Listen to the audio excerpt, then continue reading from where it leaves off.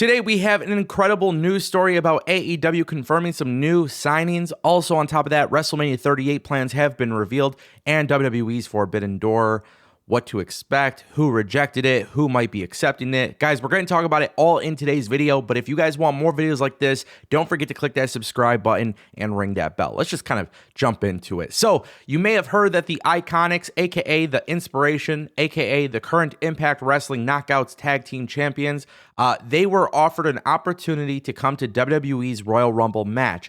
This was announced through Fightful Select. Sean Ross Sapp with the scoop. And what's really interesting here is that the Inspiration decided to reject WWE's offer because it is too soon to return to WWE. Now, here's the thing. When I see a report like this, I am not going to lie. Personally speaking, like as a fan and as a YouTuber and as somebody who looks at it from a perspective of good business and also just as a fan of wrestling, they should have, in my opinion, accepted this offer. And it has nothing to do with them going into WWE and being another number for a Royal Rumble. My belief is that the Inspiration should have came in with the same deal as Mickie James coming out with their Impact Knockouts Tag Team Championships. That is my personal belief. I think the Forbidden Door that WWE has open at this moment is probably not going to be open for that long. And if it's going to be open, it's only going to be open to select companies. And I think Impact Wrestling right now has that good faith with WWE. I just would have done it. I honestly would have done it. I think the idea of them not going, to me, I think it just would have been so much better for Impact. It would have been better for them because yes, they are former WWE superstars, and yes, they were released by WWE. And yes, WWE was a piece of shit for the way that they handled the release. But I would have done it on your own accord. I would have said, you know what? I'm coming in. I'm waving my championship like it is better than the belts that you have. Like it is better than the belts I once held in your company. And that's the way I would have approached it, personally speaking. Now, at the end of the day, I can respect anybody who feels strongly about something. And I've said this before. If you really believe it and you really stick to it, I respect that. But I'm just saying from a business sense, from a fan perspective, I would have loved to have seen it. I think even Mickie James going out there, of course, she was treated like shit with the trash bag stuff. But in my opinion, she's able to look at a bigger picture and say, look, I'm going to be able to wave my flag in a place where you don't see it happen. And I wish this could have been the same scenario. And I don't think I'm knocking them. I don't think I'm knocking WWE either for wanting them. I think it makes a lot of sense. The only downfall to this, there is a downfall because you got to have both sides of the argument. What was WWE going to actually do with them in the Royal Rumble? Was WWE going to do anything with them in the Royal Rumble? You know, and that's one thing you have to risk, coming out as a champion and then being eliminated in 10 seconds like Santino Marella. You know, it's like, it's risky. It's risky. Anyways, guys, WWE has come out and announced their plans for WrestleMania 38. Some really cool stuff. So WrestleMania 38 is 2 nights, but WWE is back with the Hall of Fame ceremony, and they are back with NXT Stand and Deliver. So this is really cool, man. This is like, I'm excited about this. I won't even lie. So as first reported by Dallas Morning News, Monday Night Raw, Friday Night SmackDown, Superstore Access, WWE Hall of Fame, and NXT Stand and Deliver will all take place in the Dallas area in the lead up to the grandest stage of them all. The Showcase of Immortals is set for April 2nd and 3rd at AT&T Stadium, with details being released soon. So here's the thing. I'm excited about this. I don't know what to expect. This will be the first time that NXT, this is where I really care about seeing. We haven't seen NXT outside of the Performance Center or Full Sail in years. And obviously a lot of that has to do with COVID.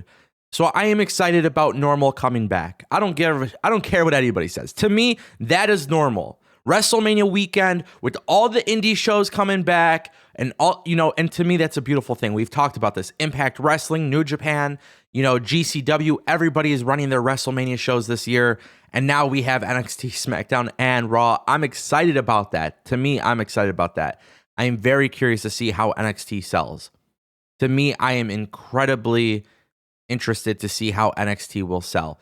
Will it be a legitimate sellout? I have no idea. Will they be running it in the same arena as Raw and SmackDown? I am super curious. However, with that being said, WWE, I told you guys, was a little bit disappointed with NXT, and I think we might be seeing some more changes with NXT very soon. before that show.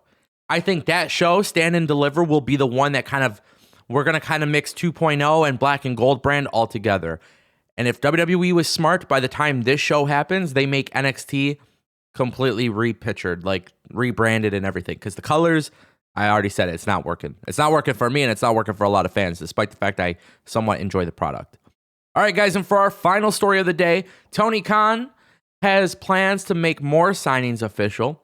Serena Deeb was talking about, just a little bit of like criticism and stuff like that in regards to the AEW women's division. She was on the Reese Waters show, and she dropped this tease. She goes on to say, I think we're building an awesome women's division. We just picked up, I don't know if I can say any names yet, but we've just picked up a couple really strong female members to the roster. Now, this is exciting because Serena Deeb is confirming that AEW has new signings, but she's obviously not saying names. When you look at the free agent list of women talent that could be signed to AEW right now, some of these names aren't past their 90-day non-compete clause if you're looking at WWE. So this means AEW has either signed some big names outside of WWE, which none really come to my mind. Either AEW has signed some big names that are from Japan currently, maybe like a Kairi Sane, because we know she doesn't have a non-compete. Her contract was expired. But we now know that AEW is putting a little bit more attention to this women's division. And I've said it before, their women's division has come a long way. It really has. The only thing is, it's come a long way. And I do actually credit Serena Deeb for a lot of that, to be honest. I think Serena Deeb and Hikaru Shida were doing some amazing stuff on television. And I think for them to be in a prominent storyline without involving a title is a good thing. The problem is the women's division, and I'm just saying this from my personal perspective. It's, I didn't care for that street match on Rampage. I don't care for the blood and all that stuff. I've said this before. It's not my thing. It's same thing with like GCW, and even when WWE does like ever get like extremely bloody, it's just not my thing.